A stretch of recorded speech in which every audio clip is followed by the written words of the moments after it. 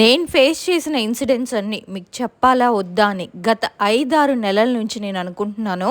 ఇన్ని రోజులు నేనెందుకు చెప్పలేదంటే, నాకు జరిగిన ఈ ఇన్సిడెంట్స్ అన్నీ విన్న తర్వాత ఒక మనిషి జీవితంలో ఇన్ని జరుగుతాయా, ఇలా కూడా జరుగుతుందా అని అందరికీ ఒక క్వశ్చన్ అనేది వస్తుందేమో అని. అసలు అది నిజమేనా అని మీకొచ్చే ఆ ఆలోచన నార్మలే గాని, నిజంగా మాటలు చెప్పడం చాలా ఈజీ గాని ఆ బాధ పడిన వాళ్ళకి, వాటిని ఎదుర్కొన్న వాళ్ళకి తెలుస్తుంది ఆ పరిణామాలు ఎంత దారుణంగా ఉంటాయో, ఆ పరిస్థితుల్లో వాళ్ళు అనుభవించిన నరకంతో కూడిన భయం అనేది ఎలా ఉంటుందో అని. మన సబ్స్క్రైబర్ తన చిన్నప్పటి నుంచి ఇప్పటి వరకు తన లైఫ్ లో ఫేస్ చేసిన ఇన్సిడెంట్స్ అన్ని మనతో షేర్ చేసుకున్నారు. చాలా చాలా ఇంట్రెస్ట్ గా ఉంటుంది వీడియో మాత్రం. అండ్ ఇది ఇక్కడితో అయిపోలేదు, దీనికి కంటిన్యూషన్ పార్ట్ 2 వీడియో కూడా ఉంది. ఇంతకీ తన లైఫ్ లో తనేం ఫేస్ చేసిందో తెలుసుకోవాలంటే మరి వీడియోని అయితే స్టార్ట్ చేసేద్దాం.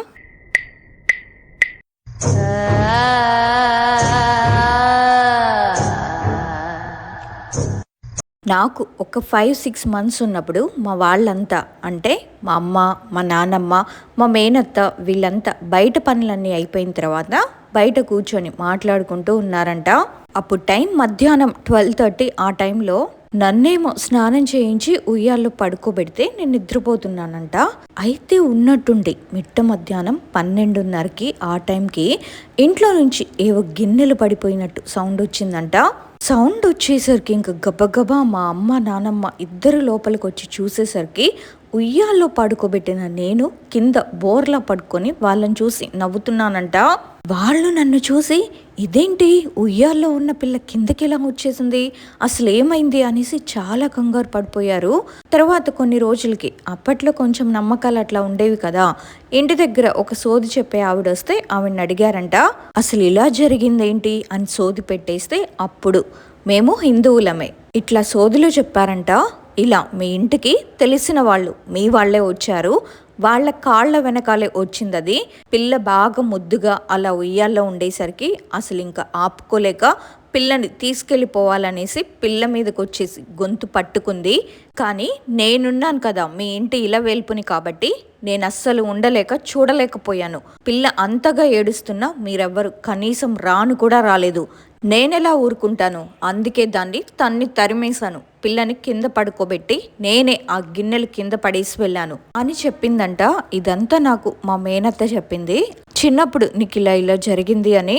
ఆ తర్వాత నాకు ఊహ తెలిసిన తర్వాత మేము నర్సరావుపేటలో ఉన్నాము.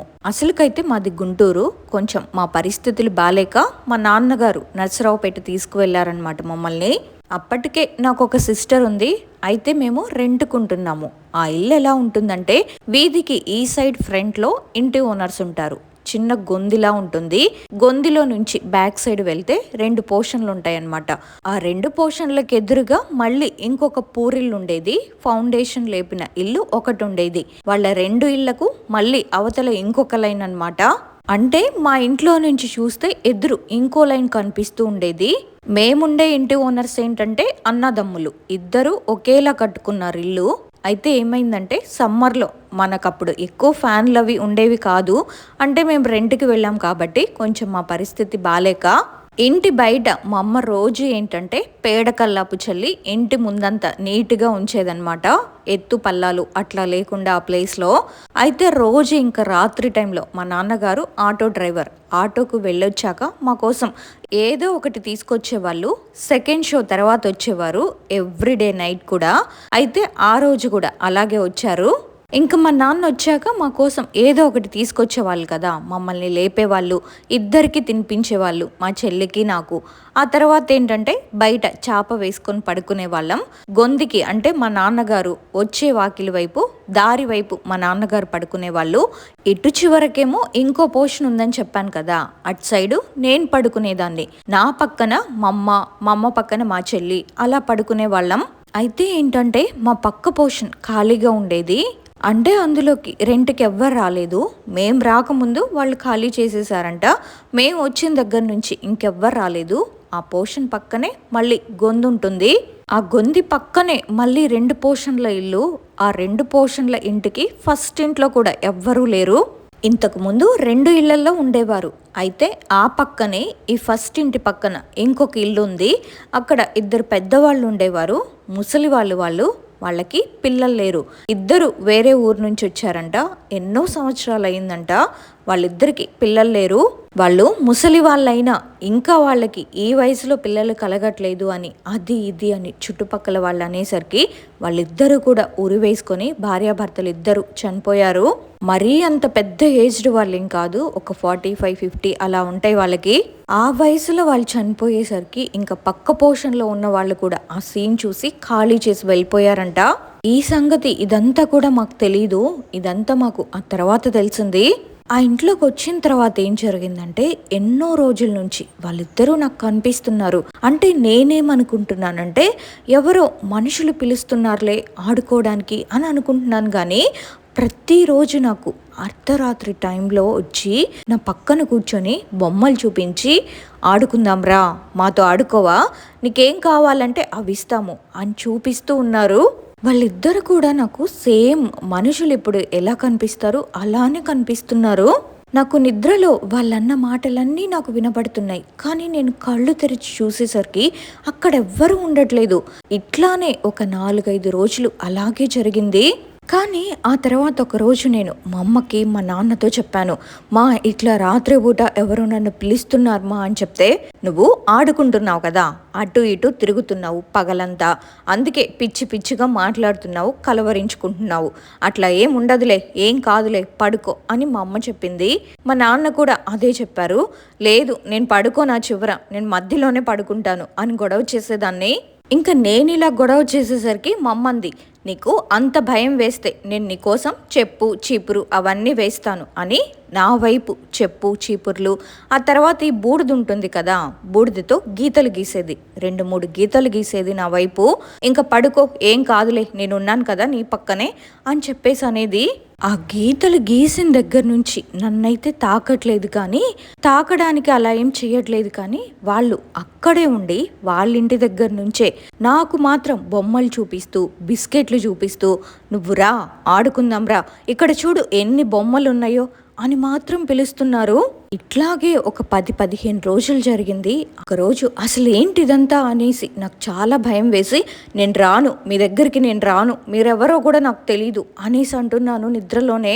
అలా నేను నిద్రలోనే మాట్లాడుతున్నప్పుడు మా ఎదురు పూరిల్లుంది అని చెప్పాను కదా, ఆవిడకి తిరుపతమ్మ తల్లి ఒంట్లోకి వస్తుందన్నమాట. ఆవిడ ఆ రోజు పూజ చేసి పడుకుంటే ఆవిడకి వినిపించాయంట నేను చెప్పేవన్నీ. ఆ తర్వాత తెల్లవారిన తర్వాత మా అమ్మగారితో చెప్పారంట, ఇట్లా మీ పిల్ల కలవరిస్తుంది అంటే, లేదే మాకేం వినిపించలేదండి, మేమైతే పక్కనే ఉన్నాం కదా అని చెప్పిందంట మా అమ్మ.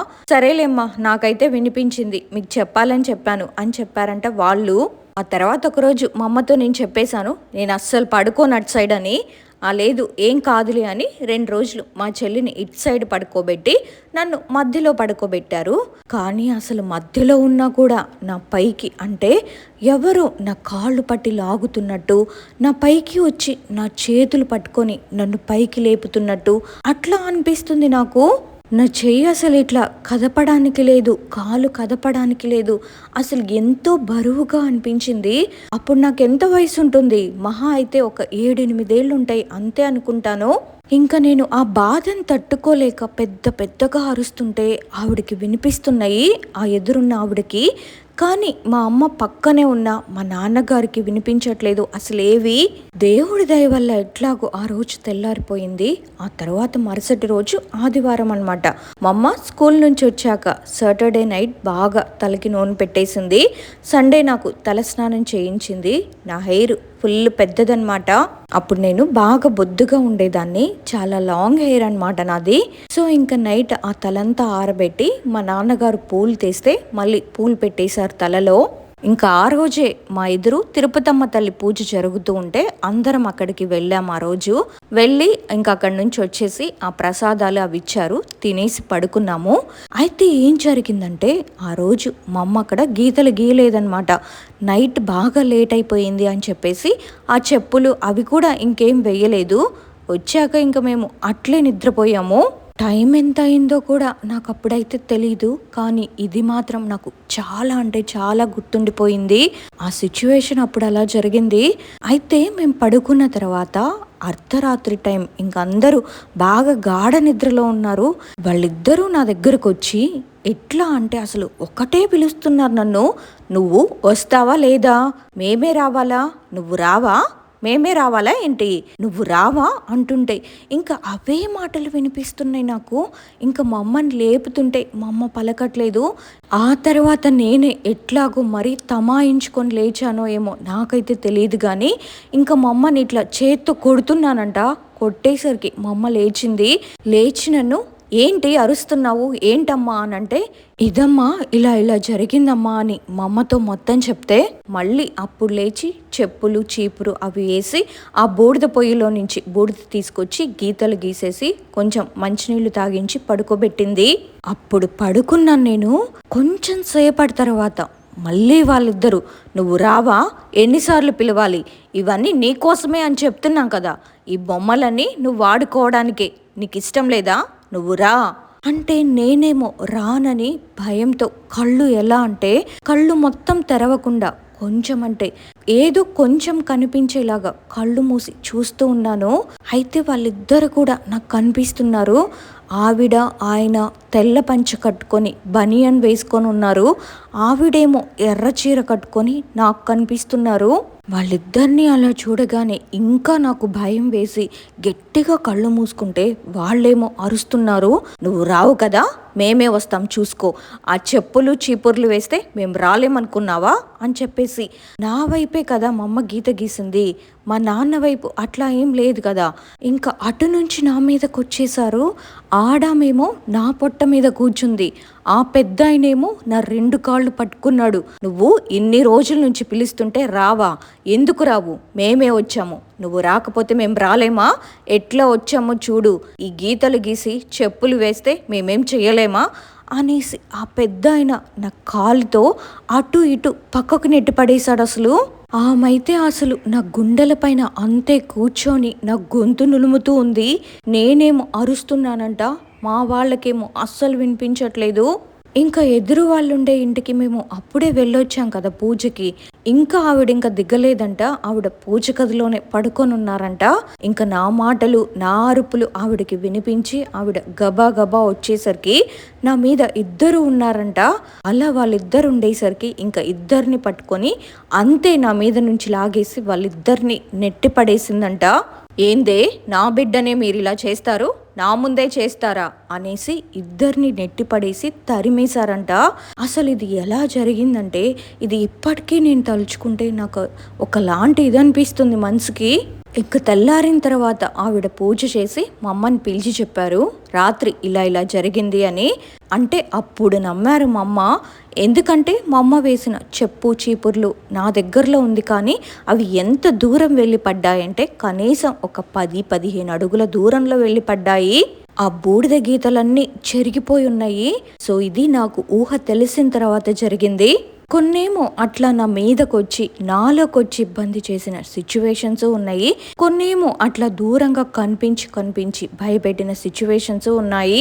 ఆ చనిపోయిన వాళ్ళిద్దరే అని నాకెలా తెలిసిందంటే మా ఇంటి ఓనర్స్ వాళ్ళ ఫోటో చూపించారు, అప్పుడు నేను గుర్తుపట్టాను వాళ్ళని. ఇది జరిగిన తర్వాత కొన్ని రోజులకి నర్సరావుపేటలో ఇంకా మా అమ్మ కొంచెం వద్దు మనం ఇక్కడ నుంచి ఖాళీ చేసేద్దామని చెప్పేసిన తర్వాత మేము వేరే ఇంటికి షిఫ్ట్ అయ్యాము. అప్పుడు నాకేమో ఫుల్ ఫీవర్ వచ్చేసింది.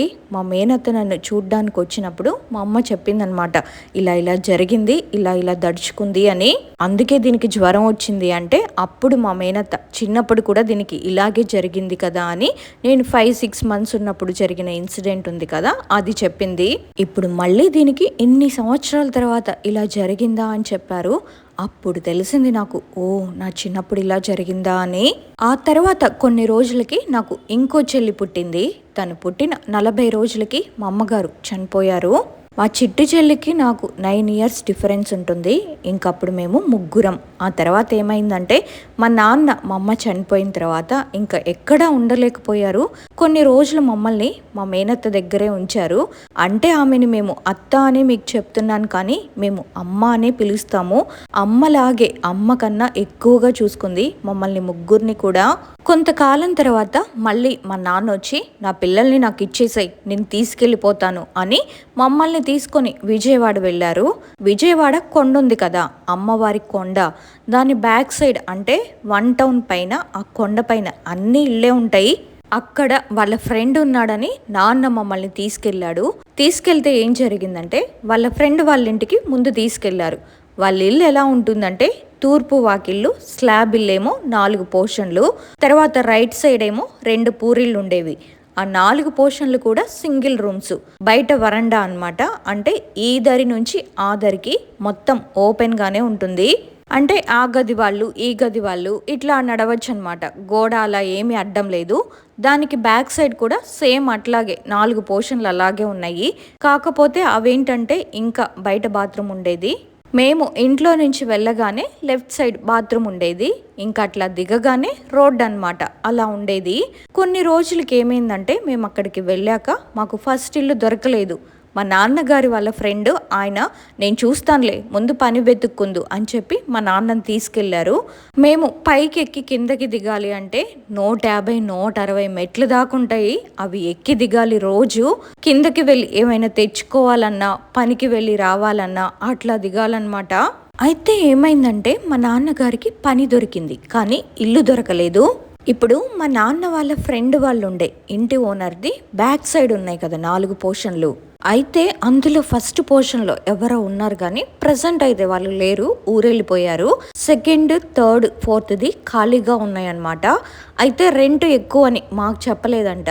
మా నాన్న అడిగాడు, ఇంకా సర్లే ఒక నెల కన్నా తీసుకుంటే ఫస్ట్ ఇల్లు దొరికాక అప్పుడు మేము వేరేది మారుతాము తక్కువలోది, పిల్లలైతే ఇబ్బంది పడుతున్నారు కదా, ప్రెజెంట్ అయితే ఇప్పుడు దీన్ని తీసుకుందాం అని చెప్పన్నాడు.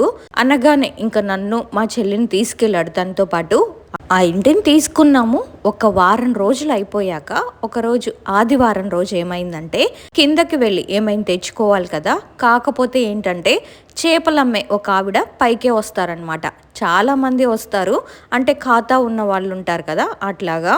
ఇంకా మా నాన్న ఆవిడ దగ్గర చేపలు తీసుకొని కర్రీ చేసి పెట్టి, మా నాన్నకు కొంచెం డ్రింకింగ్ అలవాటు ఉంది, నాకు కొంచెం పని ఉంది, నేను కిందకి వెళ్ళొస్తానని చెప్పి వెళ్ళారు. కర్రీ అదంతా చేసి అక్కడ పెట్టేసి తాళం వేసేసి ఇంటికి, ఆ తాళాన్ని కూడా ఆయనే తీసుకొని వెళ్ళిపోయారు. మీరు ఆడుకోండి, నేను వచ్చాక కలిసి భోజనం చేద్దాం అని. సరేనని చెప్పి మేము ఇంకా బ్యాక్ సైడ్ రాలేదన్నమాట, అంటే ఇంట్లోకి రాలేదు. మా నాన్నగారు కిందకి వెళ్ళొచ్చేసరికి ఉదయం 11:30 అట్లా అయినట్టుంది. ఇంకా అన్నం తిందామనేసి మేమందరం ఇంట్లోకి వచ్చాము. ఇంట్లోకి వచ్చి చూసేసరికి ఆ వండిన కూర లేదు, అంటే చేసిన గిన్నెలో కూర లేదు. ఎలా ఉందంటే మనం అంట్లు కడిగేటప్పుడు మిగిలిన కూరలు అవన్నీ తీసేస్తాం కదా వేరే గిన్నెల్లోకి, అట్లా తీసేసినట్టుంది. అసలు ఇంత కొంచెం కూడా లేదు. అది చూసి మేము ఆశ్చర్యపోయాము. నేనైతే మాత్రం ఎలాగా ఏంటిది అని, మా కాడ తాళం లేదు, మా నాన్న తీసుకొని వెళ్ళారు. ఆయన మా ముందే వెళ్ళారు, మా ముందే వచ్చారు. ఇంకోటి ఏంటంటే 4 గోడల ఇంటికి 2 తలుపులు అనమాట. అంటే ఒకటే మెయిన్ డోర్, కాకపోతే 2 తలుపుల్లా ఉండేవి. దాని పక్కన ఒక సిమెంట్ కిటికీ ఉంది, అదేంటి గోడలో ఫిట్ చేసింది. ఒక్కొక్క హోల్లో అసలు మన చూపుడు వేలు కూడా పట్టదు. ఇప్పుడు మనం తలుపులకి గొళ్ళెం పెడతాం కదా, గొళ్ళానికి ఒక చిన్న రంధ్రం ఉంటుంది కదా, అంత మాత్రమే ఉంటుంది. అంటే అందులో ఒక ఎలుక కూడా దాంట్లో దూరలేదనమాట. అంత చిన్న చిన్న హోల్స్ అవి. అట్లాంటిది ఎట్లా అయిపోయింది అసలు ఏంటి అనేది మాకు అర్థం కాలేదు. సర్లే ఏమో అనేసి మా నాన్నగారు కొంచెం డ్రింక్ చేసి ఉన్నారు కదా, అంతగా పట్టించుకోలేదు. ఇంకా తర్వాత ఎలా అయినా సరే ఆ రోజు ఆదివారం కదా, ఇంకా నాన్ వెజ్ తినాలి అన్న ఇదితో ఇంకా వెళ్ళి వాళ్ళ ఫ్రెండ్కి చెప్తే, ఒకవేళ నువ్వే డోర్ వేయడం మర్చిపోయావేమోలే, ఏమైనా కుక్కలు వెళ్ళాయేమో లోపలికి అని మా నాన్నగారు కొంచెం డ్రింక్ చేసి ఉన్నారని వాళ్ళు అనుకున్నారు. ఆ తర్వాత అదే ఇంటి ఓనర్కి కోళ్ళు ఉన్నాయి, ఆయన కోళ్ళను పెంచుతారు. ఆయనతో మాట్లాడి ఒక కోడిని తీసుకొచ్చి మళ్ళీ కర్రీ చేశారు. కర్రీ చేసేసి ఏం చేశారు, అప్పటికే ఒక 2 అట్లా అవుతుంది. మిట్ట మధ్యాహ్నం కర్రీ వండేసి నాతో ఏం చెప్పారంటే, మీరు ఇక్కడే ఉండండి, ఈ ఇంట్లోనే ఉండండి, నేను మళ్ళీ వస్తానని చెప్పేసి ఎక్కడికో వెళ్ళిపోయారు మా నాన్న. నేను మా చెల్లి మేమిద్దరం కూడా నిద్రపోయాము. ఇంకా రాలేదు కదా అని మా నాన్న ఎదురు చూసి మేమిద్దరం కూడా నిద్రపోయాము. ఆ తర్వాత మా నాన్న వచ్చి మమ్మల్ని లేపారు. మేమిద్దరం కలిసి ఇంకా ఆ అంకుల్ వాళ్ళ ఇంటికి వెళ్ళాము. అక్కడే మేము ఆడుకుంటుంటే ఇంకా మా నాన్న అన్నారు, ఇంకా ఆడుకుంది చాలే, అన్నం తిందాం కానీ 3:30 అట్లా అవుతుంది, వెళ్ళి ఆ వండిన కూర తీసుకొని రాపో, ఇక్కడే తినేద్దాము అని అన్నారు. సరేలే అని చెప్పి వచ్చి చూస్తే అసలు కడిగేసిన గిన్నె ఉన్నట్లే ఉంది. ఏంటిది, మనుషులు ఉన్నంతసేపు ఏమీ లేదు, మేము నిద్రపోయినంతసేపు మళ్ళీ మా నాన్న వచ్చారని మళ్ళీ మేము తాళం వేసేసి అటు వెళ్ళేసరికి ఏమీ లేదు. కడిగేసిన గిన్నె ఎట్లా ఉంటుందో అలానే ఉంది. ఏదో జరుగుతుంది. మా నాన్నేమో అసలేంది, ఇలా ఎందుకు అని ఆయనకు అసలు ఏమీ అర్థం కాలేదు. ఇక ఆయనేమో కొంచెం తాగున్నారు కదా, సరేలే అసలేందో వాళ్ళని అడుగుదాము, ఎందుకు ఇలా అవుతుందో అని వాళ్ళ ఫ్రెండ్ అడుగుదామని అనుకున్నారు. ఇంకా మాకు ఆకలేస్తుంది సరే అని చెప్పి ఒక 6 ఎగ్స్ తీసుకొచ్చి కర్రీ చేసి మేము ఇంకా ముగ్గురం అక్కడే కూర్చొని తినేసాము. అంటే ఉదయాన్నే అప్పుడు మాకు కొంచెం సరిగ్గా లేదని చెప్పి అన్నమే తినేసేవాళ్ళం ఉదయం కూడా. అందుకని ముగ్గురం 3 గుడ్లు సాయంత్రం పూట తినేసాము. మళ్ళీ తెల్లారే 6కి 6:30 అట్లా మళ్ళీ కొంచెం కూర ఉండేటట్టు చేశారనమాట మా నాన్న తినడానికి. ఇంకా తిన్న తర్వాత అవన్నీ తీసి నేను వేరే వాటిలో పెట్టేసి మిగిలినవన్నీ అంట్లన్నీ కడిగేసి ఇంకా ఇంటి ఓనర్ వాళ్ళకి టీవీ ఉంటుంది. అప్పుడు ఏంటంటే మాకు టీవీ లేదు, ఇంకా చూద్దాంలే అని మేమంతా వాళ్ళ ఇంటికి వెళ్ళాము. మా నాన్నేమో వాళ్ళ ఫ్రెండ్తో మాట్లాడుతుంటే మేమేమో ఇటు టీవీ చూద్దామని చెప్పి తాళం వేసేసి వాళ్ళ ఇంటికి వెళ్ళాము. వెళ్ళి అక్కడి నుంచి ఎన్నింటికి వచ్చాము, నైట్ 9:30 10 అట్లా అవుతుంది. వచ్చేసరికి ఆ కూర మిగిలిన అన్నం అంతా కింద అక్కడ కొంచెం ఇక్కడ కొంచెం అంటే 2 కలిపేసి అక్కడ కొంచెం ఇక్కడ కొంచెం పడేసింది. కానీ మొత్తం తినేసింది. అంటే ఏం లేవు, గిన్నెలన్నీ ఖాళీగా ఉన్నాయి. ఇంట్లో కింద పడుందనమాట కొంచెం కొంచెం. ఇంకా ఏదో జరుగుతుంది అనుకొని మా నాన్న వెంటనే ఆ అంకుల్కి చెప్పాడు, ఏంటిది ఉదయం నుంచి ఇలానే జరుగుతుంది, అసలు నాన్ వెజ్ తెచ్చుకున్న రోజే ఇలా జరుగుతుంది, మేము వచ్చి వారం అవుతుంది, ఆ ఇంట్లో ఇంతవరకు ఏం లేదు, కానీ ఈ నాన్ వెజ్ చేసిన రోజే ఇలా జరిగింది అని. దానికి ఆ అంకులేమో అలా ఏమీ ఉండదులే, నువ్వు అలా ఏం భయపడమాకు, ఏం లేదులే, ఏ కుక్కో పిల్లో వచ్చి ఉంటుందిలే అనేసి ఆ అంకుల్ అన్నారు. ఎలా వస్తుంది అసలు మాకైతే అర్థం కాలేదు. అసలు దాంట్లో ఎలుక దూరే అంత ప్లేస్ కూడా లేదు, అట్లాంటిది ఎట్లా వచ్చింది. ఇంకా మేము భయపడతాం అనుకున్నారో ఏమో. మా నాన్న ఇంకా దాని గురించి ఏమీ మాట్లాడలేదు. అయితే ఆ ఇంటి ఓనర్కి 2 అమ్మాయిలు 1 అబ్బాయి. పెద్దమ్మాయి ఆమెకి ఒక 20 years అట్లా ఉంటాయి. ఇంకొక అమ్మాయి మాలాగే అనమాట, 10 to 11 years ఉంటాయి, చిన్న అబ్బాయి. అయితే ఏమైంది, అమ్మాయి మాతో ఆడుకునేటప్పుడు మేము వాళ్ళిద్దరి పిల్లలతో ఆడుకునేటప్పుడు ఆ 20 years ఉన్న పెద్దమ్మాయి ఒకలాగా డిఫరెంట్గా చూసేది. ఒక్కొక్కసారి మాతో బాగానే మాట్లాడేది, మాతో బాగానే ఆడేది, ఒక్కోసారి ఎందుకో సీరియస్గా ఏదో ఒకలాగా కొంచెం మమ్మల్ని భయపెట్టేలాగా చూసేది. ఇంకా ఆ అమ్మాయితో నేను అప్పుడప్పుడు వెళ్ళి అక్క రా ఆడుకుందాము అని పిలిచేదాన్ని. బాగుంటేనేమో వచ్చి ఆడుకునేది, లేకపోతే గట్టిగా అరిచేసేది. అందుకోసం అని చెప్పి నేను కూడా వెళ్ళేదాన్ని కాదు ఒక్కోసారి. అయితే ఏమైందంటే ఈ ఆదివారం రోజు ఇలా జరిగిన తర్వాత, ఏ రోజు నాకు గుర్తులేదు కానీ ఒక 3-4 రోజుల తర్వాత అనుకుంటాను, ఒక రోజు రాత్రి మాకు గడియారం కూడా లేదు, మా నాన్న పనికి వెళ్ళొచ్చారు. ఇంకా మేము తినేసి పడుకున్నాం అన్నమాట. పడుకొని నేను చెప్పాను కదా మాకు ఒకటే, ఇప్పుడు మేమున్న 4 పోర్షన్ల ఇంటికి పక్కన వాళ్ళు లేరు, ఊరికెళ్ళారు.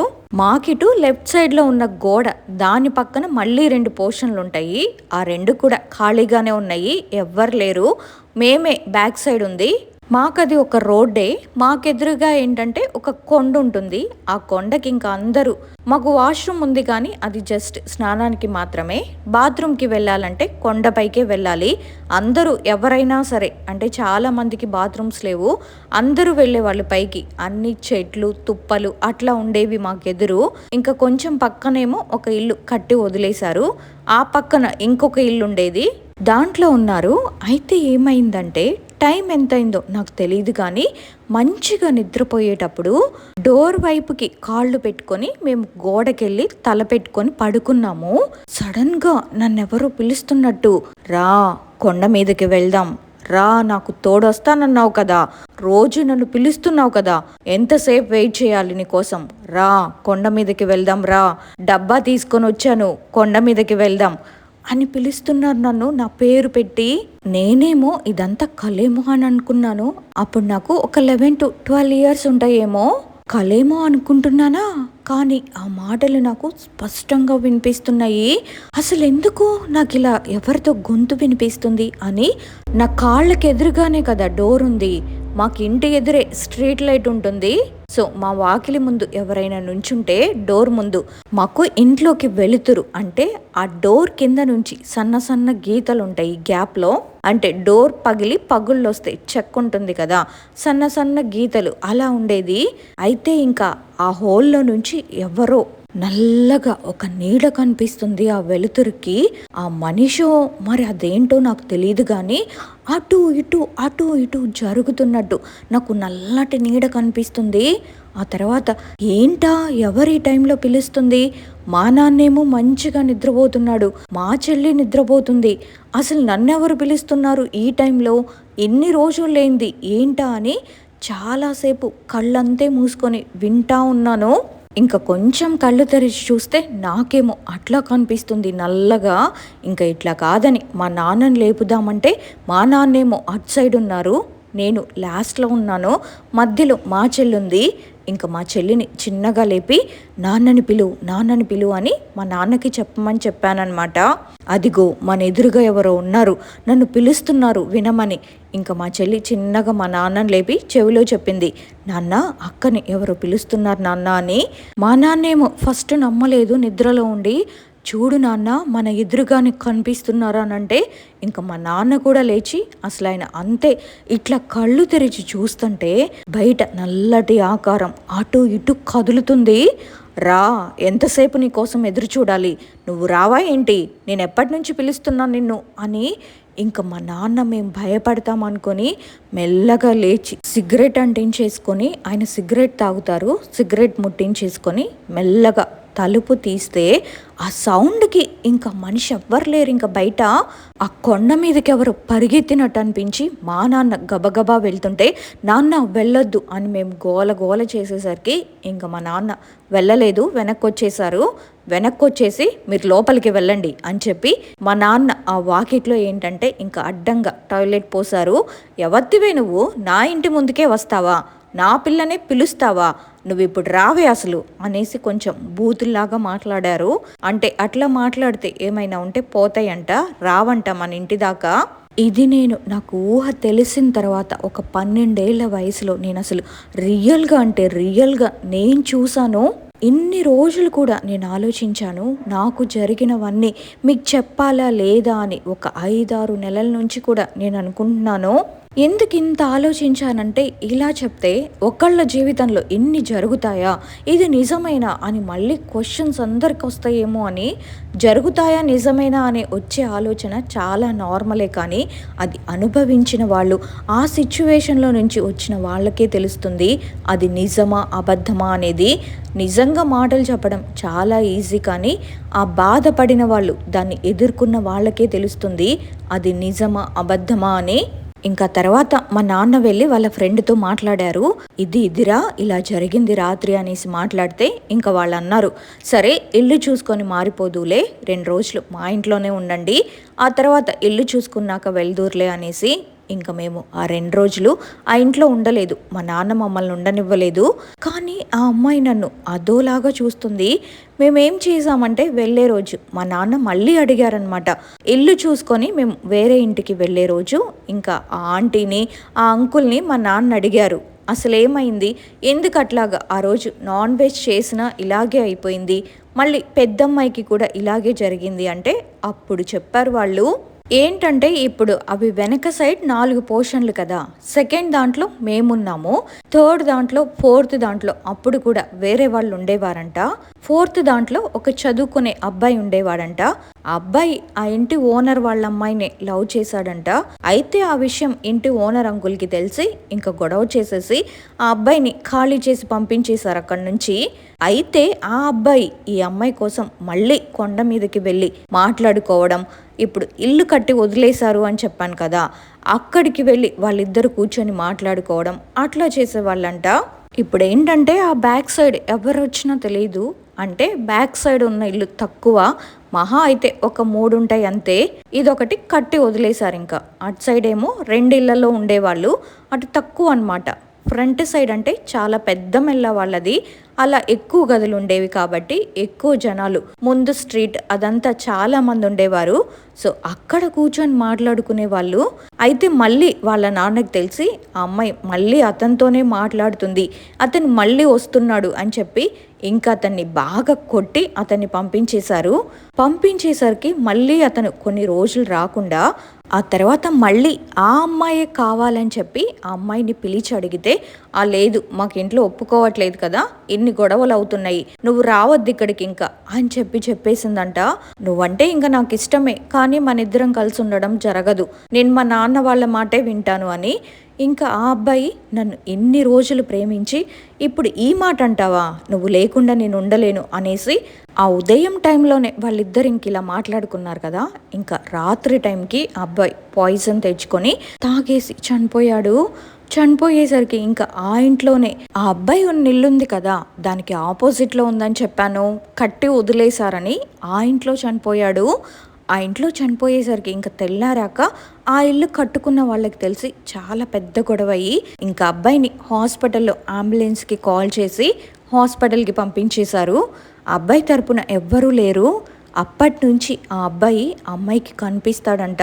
అమ్మాయికి కనిపించడము, ఆ అమ్మాయిని పిలవడము, అక్కడుండి ఇంకా ఈ అబ్బాయి సామాన్లు అవన్నీ ఆ రూమ్లోనే ఉండేసరికి ఇంకా ఆ అబ్బాయి ఈ అమ్మాయి ఒంట్లోకి వచ్చేసాడంట. ఆ అమ్మాయి వెళ్ళి అక్కడ కూర్చొని ఏడవడం అలా చేసేదంట. ఆ అబ్బాయి ఈ అమ్మాయిని పట్టుకున్న తర్వాత వాళ్ళు చాలా చోట్ల చూపించారు, కానీ కొన్ని రోజులేమో బాగుంటుంది, కొన్ని రోజులు మళ్ళీ ఈ అమ్మాయి ఇలాగే చేస్తుందంట. సో అది జరిగింది. మేము అడిగిన తర్వాతే వాళ్ళు ఇదంతా చెప్పారు, ఇలా ఈ అమ్మాయికి ఇలా జరిగింది అనేసి. ఆ అబ్బాయికి ఎవ్వరూ లేరు, ఇలా చనిపోయాడు ఆ అబ్బాయి అనేసి. ఇంకా మేమైతే అక్కడి నుంచి ఖాళీ చేసి వేరే చోటికి వెళ్ళిపోయాము. ఏంటి అయిపోయింది అనుకున్నారా? ఇంకా ఉంది. దీని తర్వాత ఏమేం జరిగినాయో అవన్నీ నేను నెక్స్ట్ వీడియోలో మీతో షేర్ చేస్తాను. ఆ తర్వాత తను ఎలాంటి సిచ్యువేషన్స్ని ఫేస్ చేసింది, తన లైఫ్లో ఏం జరిగింది అనేది తను షేర్ చేసిన ఈ 2 ఇన్సిడెంట్స్ వింటే వామో నాకైతే చాలా భయం వేసింది. నిజంగా తను చెప్పిన ఆ సిచ్యువేషన్స్ అన్ని ఇమాజిన్ చేసుకొని అందులో ఉన్న వాళ్ళకి ఆ భయం ఏంటో తెలుస్తుంది. ప్రేమించిన వారు దూరం అయితే కలిగే బాధ, అది తీరని కోరికగా మారితే ఇలాంటి వింత సంఘటనలకు దారితీస్తుందా? ఇంతకీ ఆ రాత్రి వాళ్ళ ఇంటికి వచ్చింది ఎవరు? ఆ అబ్బాయి ఆత్మేనా, లేక తను ప్రేమించిన అమ్మాయిని పట్టుకున్నాడు కదా ఆ అమ్మాయా? ఏదేమైనా గాని ఆ కొండపై ఆ కుటుంబం ఎదుర్కొన్న ఆ భయంకర రాత్రులు అబ్బాయి ఆవేదనకు గుర్తులా? ఏదేమైనా సరే మన కంటికి కనిపించని ప్రపంచం మన చుట్టూనే ఉంటుందని ఈ ఇన్సిడెంట్ మరోసారి నిరూపించింది. మరి తనకి జరిగిన ఈ 2 ఇన్సిడెంట్స్ విన్న తర్వాత మీకేమనిపించిందో మీ అభిప్రాయాన్ని తప్పకుండా కామెంట్ సెక్షన్లో నాతో షేర్ చేసుకోండి. తను 6 months బేబీగా ఉన్నప్పుడు తనకి జరిగిన ఇన్సిడెంట్ చెప్పింది కదా, అది నాకు బాగా కనెక్ట్ అయ్యింది. ఎందుకంటే మా బాబు విషయంలో కూడా సేమ్ అలా కాదు, వేరేలా జరిగింది. ఇంకెప్పుడన్నా టైం వచ్చినప్పుడు చెప్తాను అది కూడా. ఈ వీడియో కనుక నచ్చితే తప్పకుండా ఒక లైక్ చేయడం మాత్రం మర్చిపోవద్దు. మరి మీ లైఫ్లో కూడా మీరు కూడా ఇలాంటి రియల్ హారబుల్ ఇన్సిడెంట్స్ని ఫేస్ చేసి ఉంటే అవి మాతో, మా ఛానల్లో మా అందరితో షేర్ చేసుకోవాలని మీకు అనిపిస్తే నాకు ఇన్స్టాలో మెసేజ్ కానీ లేకపోతే మెయిల్ కానీ పంపించండి. తన లైఫ్ కంటిన్యూషన్ వీడియోతో మళ్ళీ కలుద్దాము. అంతవరకు మీరు కూడా జాగ్రత్తగా ఉండండి. Bye bye.